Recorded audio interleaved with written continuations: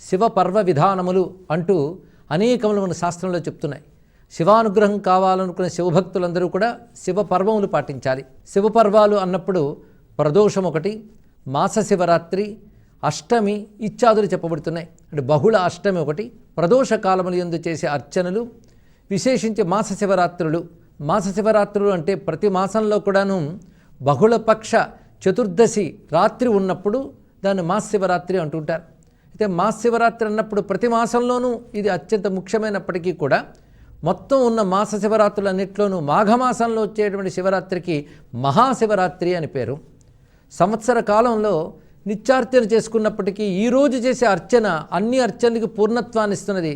మొత్తం సంవత్సర కాలంలో సంపూర్ణంగా పూజ చేసుకోలేని వారు ఈ ఒక్కరోజు పరిపూర్ణంగా శివారాధన చేసినప్పటికి కూడా సంవత్సర కాల ఆరాధన ఫలం లభిస్తుంది అని అనేక రకాలైన శాస్త్రాలు చెప్తున్నాయి.